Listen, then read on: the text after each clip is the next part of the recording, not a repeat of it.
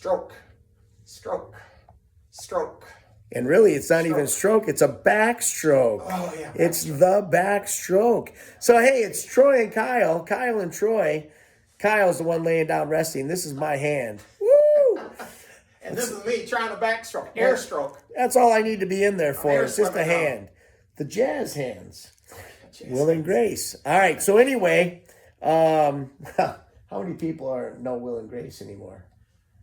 The older crowd like us. The older crowd like us.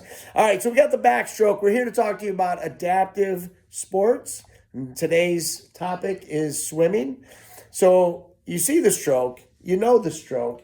Anything special about the stroke? Well, there would be a little bit of leg kick. Little leg kick going there. So, but even as an amputee, you can backstroke. Some of my teammates who have spina bifida or something else can do some backstroke. Of course, as an adaptive athlete, especially with some problem lower body, everything's upper body. Even able bodies that swim, it's almost all upper body. So not only are we doing the stroke, but I'm going to turn it over to the trainer, and he's going to talk about which muscle groups we're using so that then we can go through an actual workout. Yes, not only are we going to talk a little bit about which muscles are working, because if you swim, you know which ones you're feeling. But we're going to actually take you through a complete workout for a backstroke. For the backstroke. I can't even speak today. All right, so you up to it, Kyle? Well, let's tell them what muscles we tell them. What muscles are we working? Well, okay, definitely rotator cuff. There's some tricep and bicep involved. Definitely the chest, the pectoralis. Definitely got some back muscle going on. So latissimus dorsi. And don't forget the core. You know, you're not doing crunches or anything, but you're definitely keeping yourself floating. So you're definitely working your core. So we got some abdominal, we got some lower back, and a little bit of leg. For sure. So really what I love about swimming, like a lot of cardio type activities, is you hit everything. Really. If you think about it, there's every muscle is really working in this. And so that tells us, hey, we got to hit the whole body. Got to train. So there'll be a lot of different ways to get to the same goal. We're going to take you through a very short, intense, we'll call it. We're not going to do it super intense because we're just demoing. Yep. But if you're going to actually do this, you want to take it and train it hard. So backstroke is the focus today. Yep. Muscle groups we're going to start with is the squat. Big muscles first. And you can do these against the wall, with the ball, whatever. But for me, as long as I have something to hold on to, how about if you hand me a crutch? Sure. Crutch. This way I can show you that we can squat with an adaptive device. So, now, just regular squats. Of course, you can do it holding on to a doorknob or a post. You can do it against the wall. You can use a crutch. If you've got your prosthesis on, believe it or not, I have a hip disarticulation, so of course my bucket goes around my pelvis, and I have been able to do squats wearing the prosthesis. A little difficult, so that's why a lot of times when I'm working out, I'll just work out without the prosthesis. If you're an above or below knee amputee, probably a little easier to wear your prosthesis when you're working out. Now, if you're not just demonstrating this exercise, you'd take 4 seconds on the way down, 4 seconds on the way up, and you'd be looking to make it as hard as you possibly can to a point where you just almost want to fall down, basically. That's literally your goal. That's going to occur within 30 to 90 seconds. And then with little to no rest, we're going to transition from the squat to a bench press, a dumbbell bench press. Now, of course, Troy's talking about making it harder. You can always go down and hold. You can make it harder by holding dumbbells. And avoiding the rest at the top, which you're doing, or you can rest at the bottom. Oh, I've got to do the Jedi Master Touch. I was taught by a physical therapist that as an amputee, we have this Jedi Master Touch. You don't have to hold on to something as long as you're touching something. you're able to keep your balance. But if you rest at the top, Yep. regardless Yep. if you're holding on or not, Yep. and your Rest. knees locked down, it's not going to work. Yep. But you can hold it at the bottom all you want, Kyle. Definitely. That's right. I'm good with that. I think we demoed it. So that's right. Many So we got the variations. squat. Get the whole body, Yep. lower body going. Then we're going to bench press. Now again, you're going to select a weight that allows you to reach what we call fatigue, momentary muscular fatigue, in 30 to 90 seconds. So there's a couple of different ways you can do this. Hand position that he's using there is fine. Or you can go inside and keep the elbows in tighter. Both of them are going to be effective. It's always nice to have a trainer watching your form and reminding you how to do it safely and effectively. And the thing I love about this particular one here as opposed to that one is when you have it inside with the palms facing each other and the elbows close, it's much safer on the rotator cuff, which we're talking about as swimming. It doesn't strain that rotator cuff like this one. This doesn't strain it like the other one, like that one. And there is also another variation where you get a little rotation. Be careful with the rotator cuff, but this does bring in. That's what I was going to say. Not a favorite of mine.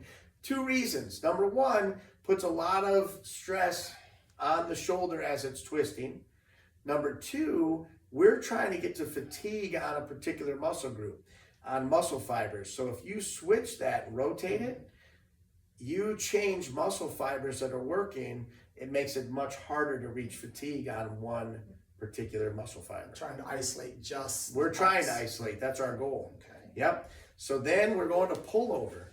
Now. So I'm going to take one of these away. He goes to 1 dumbbell.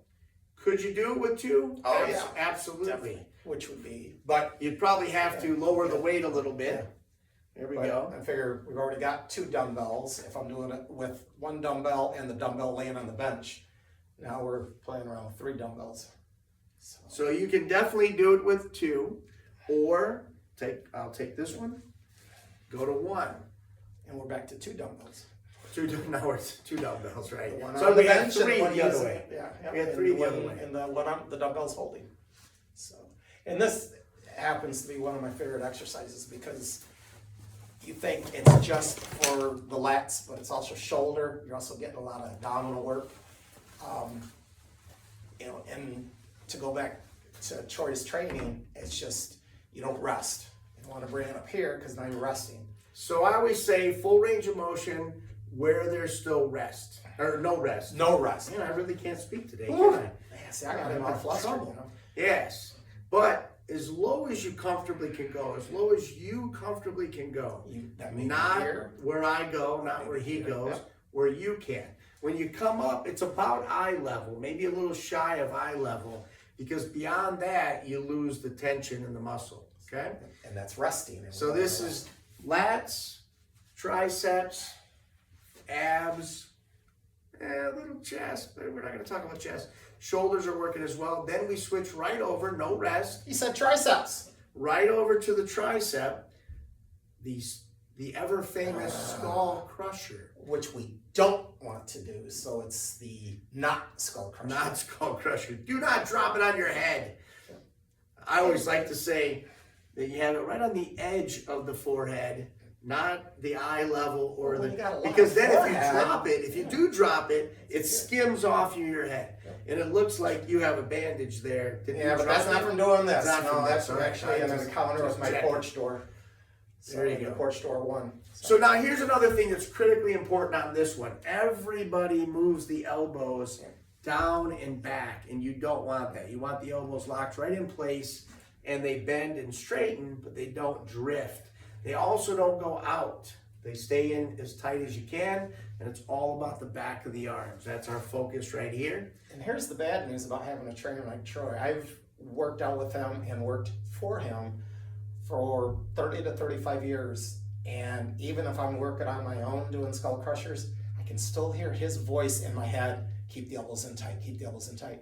When you got an experienced trainer, he will teach you, or they will teach you how to do things safely and effectively with multiple variations. Of course, this can be done on machines. That could be done with 2 dumbbells. I was just going to say, Yep. You could do this. Although we're gonna with do, if we do 2 dumbbells, we'd be doing a much lighter weight. Yes, we would normally, but Kyle's a monster, so it's Because I okay. work out with the best trainer in the area. There you go. But you still keep all the same rules. You just now have 2 dumbbells instead of 1. And you go to fatigue. Now we're off to, you got it? Oh, yep. Bicep curls. Actually, can you slip it back a bit? And Hold yeah, on. we'll turn a little bit so I'm There we more go. in for it. There we go. Okay, whose idea was it to do this much weight? Yours. Man, I brought out 5-pounders for Kyle. They're here on the floor. And he we said, may go to those. he said, we need real weights, Troy. You can't demonstrate these with baby weights. And of course, bicep curls, a ton of different variations. You can alternate. You can, Troy, if I Yes? remember correctly, hammer curls? You can correct? hammer curl, yeah, for These sure. are hammer curls? Sure you can. Or just keep, the... Now again, same rules about what we talked about earlier though. If you bring them up in twist, it's not that it's bad, it's just you change muscle fibers. So depends on what your goals are. Yep. And remember, bicep, bi meaning 2. So you have 2 parts of the bicep.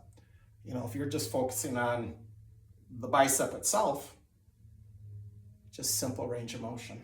Well, and the nice thing is it gives you variety. So for a week, you do a hammer curl. For the next week, you do a straight, normal, old-fashioned curl.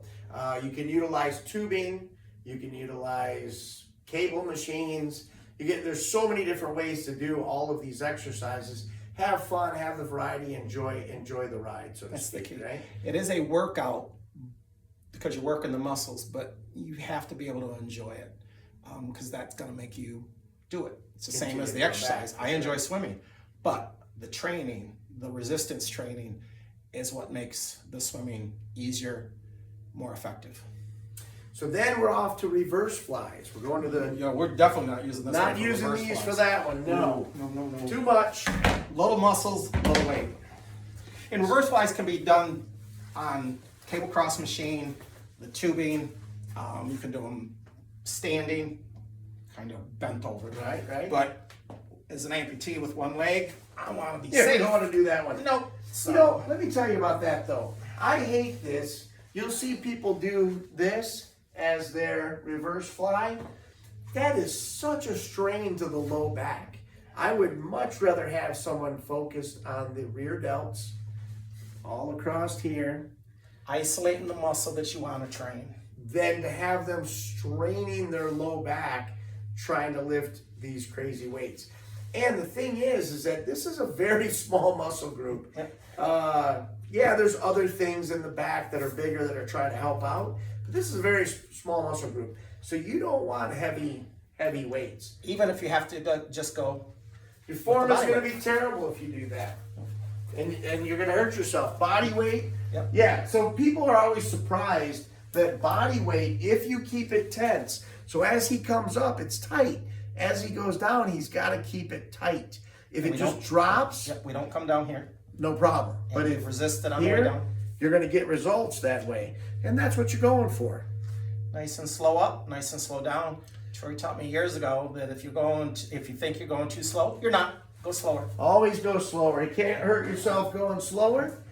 And then while we're in the shoulders, we're going to go to that external rotation or internal, whichever one you want to do.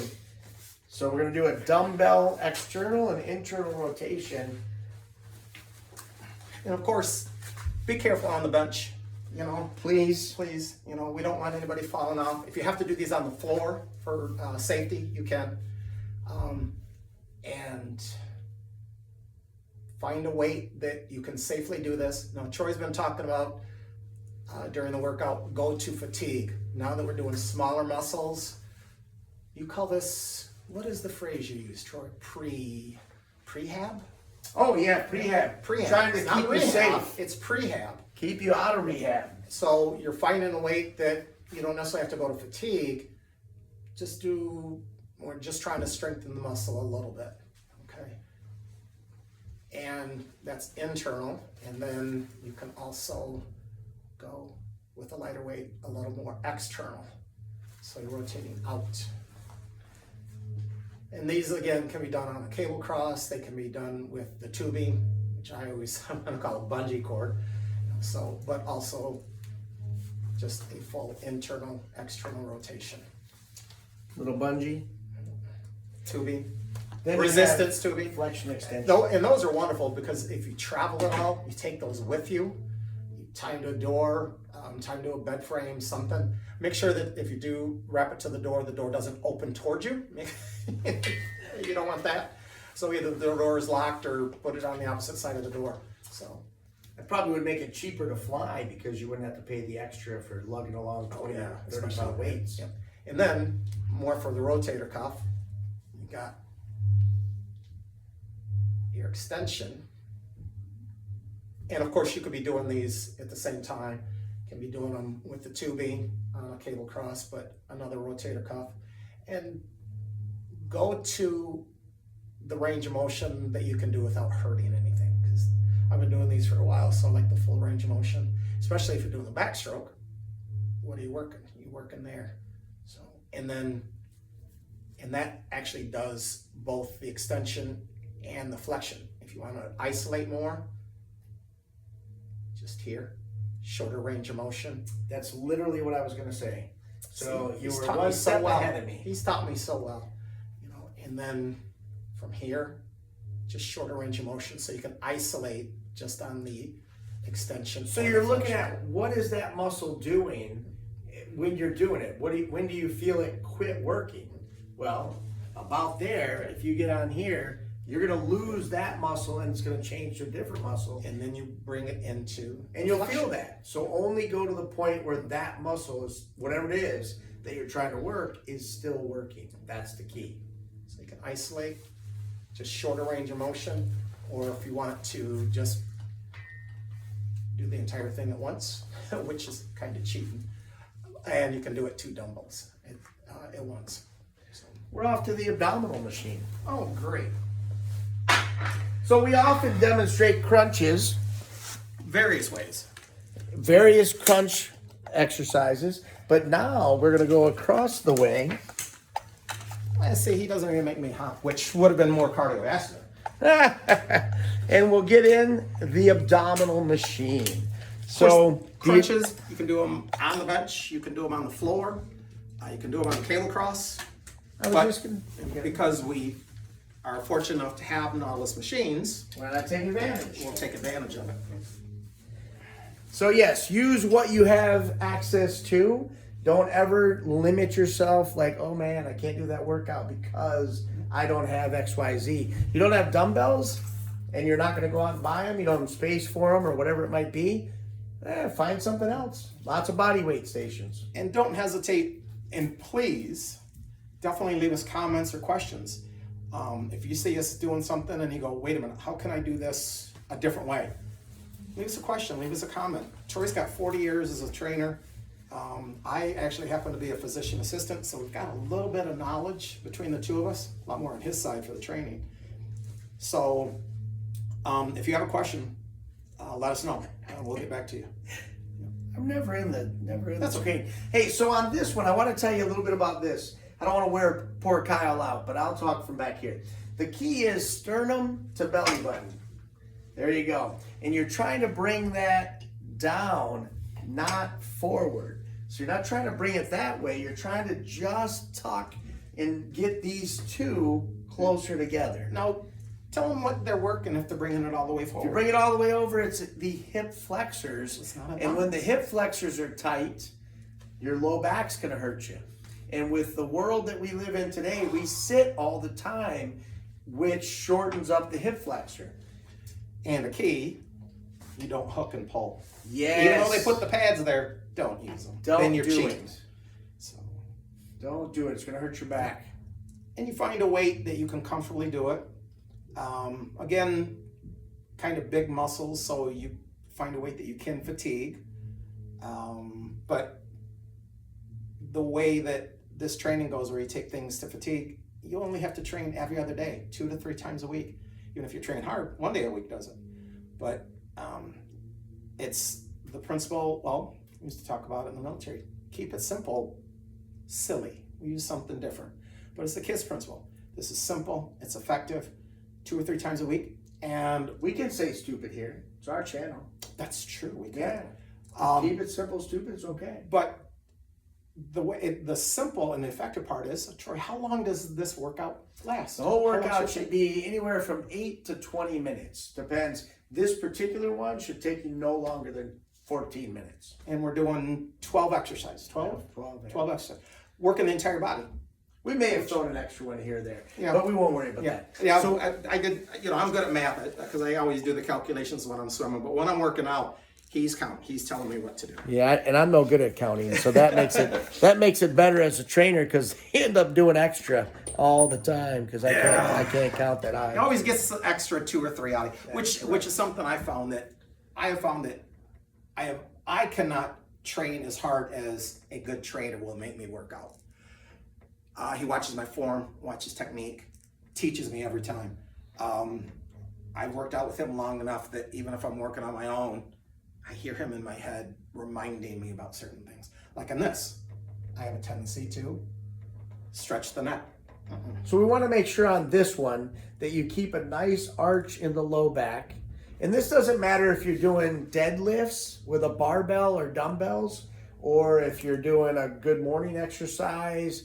There's a lot of different ways to work the low back, but you always want to keep a nice curve in the back, not hunched over forward, but the low back should actually be curved. And you're not pushing with the leg. So the shoulders are up, the head's up, not leaning back, extending back, just nice neutral position, and keep a nice arch in that low back. And that's the low back machine. And a lot of people realize if you're doing backstroke, what's the first part of the backstroke? The back. The back. Yes, What? you're using your shoulders and your back and your chest, but don't forget the core. You got to hit the abs. That you gotta whole hit the back. midsection, for sure. And there's some kicking involved. So squats. So overall workout for the backstroke, legs, chest, back, shoulders, biceps, triceps, abs, back. 15, 20 minutes, a couple times a week, swim. You can do this the same day you swim. Yes, you can. Really get a workout. All right. But from experience, I wouldn't recommend swimming before you do this because you want to fatigue the muscles individually. And if you're already tired from swimming, your form may be off. If you want to challenge yourself, do it. And I have. And now on that, so here's the thing. Depends on what your focus is, right? And that's everything you just said is exactly right, except if your goal is to do longer distances or harder, intense swimming that day, you put the strength training after that because you want to come in full strength to do your swim. But otherwise, again, rotate, like everything we talk about, rotate it. You know, one day it's this, next day it's the other. And that's going to give you the best result. Just remember, if you come in to do your resistance training and you're already fatigued, be careful. Because when you're tired, when you're already fatigued, you start losing your form. You start doing poor repetitions. You start injuring yourself. So, like Troy said, whatever you're training for, if you want to do the swimming, the cardiovascular first, then the resistance training, cool. Just do it safely. This is all about protecting the muscles, building and getting stronger. And some people would think they'd have to reduce the weight. That's not necessarily true. You could reduce the weight, but what'll end up happening, let's say that you were doing on a certain exercise, you can stop that, you've been on it for all day, but Feels good. If you're on the low back machine and you're typically doing 8 to 10 reps, or last workout you did 9 repetitions on it when you fatigued, and you come in and you're tired from your swim, you might only get 7. And that's okay. I mean, you strive to get to 9 or 10, but if you only get 7, that's great. Don't hurt yourself to do another one is the key. So, and Troy has always taught me that you want your last repetition to be as good as your first. When you get tired, you go into fatigue, don't strain, don't lose the proper range of motion, don't lose the proper technique to get one more. Make that last one fatigue, but make that last repetition as good as the first. and when you do that, when you reach fatigue, that's the sign of fatigue, right? When you can't do a full range oh, hey, guess what? I'm done. But you don't jerk to get that last one, for sure. You don't want to cheat. All right, protect yourself, be safe, have fun, get strong, stay fit. Comments, questions, we can always learn. I'm always learning from this guy. Even after 35 years, I'm still learning things from him. I'll learn it from my teammates. I do a lot of adaptive sports, and I learn from my teammates. We're going to start trying to get them involved with this.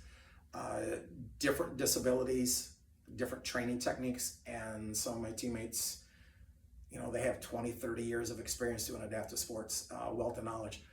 We appreciate your input. If you have questions, comments, concerns, anything, let us know. Subscribe. Subscribing is always free. That's true. Yep, we appreciate that. Comment, all those things. Yeah, for sure. And if you have another training system that you've been using that's worked effectively for you, let us know in the comments. And there's not, well, there are better and worse and that type of thing. But really, overall, it's whatever you do that works for you. That's what you want to do. But people that are reading the comments, maybe they don't know about that system. Exactly. And then they investigate it, and it's the perfect fit for them. And there are a ton of variations where Troy has talked about doing 8 to 12 repetitions. There's ways to do slower reps so you don't do as many. He's got some that are 1 repetition to fatigue. My favorite. It scares me. Who can't do one rep? Tell him how long it is. Well, it's 30 seconds on the way up, 30 seconds on the way down, but it's one. But it's a whole minute. It's 1 rep. But it's a minute. I can do one rep. Yeah. And with the trainer, he'll get you to do it because he's had me do it. And it's intense, but there's so many variations. The key is, got to do it. What we're trying to show you is effective and safe ways to work the muscles today for the backstroke. You know, train hard. What's your phrase, Troy? Get strong, stay fit. That's what we like to say. And when you're strong and fit, it makes it better to do the exercises of the sports that you want to do. There you go. Thanks for your time. See ya.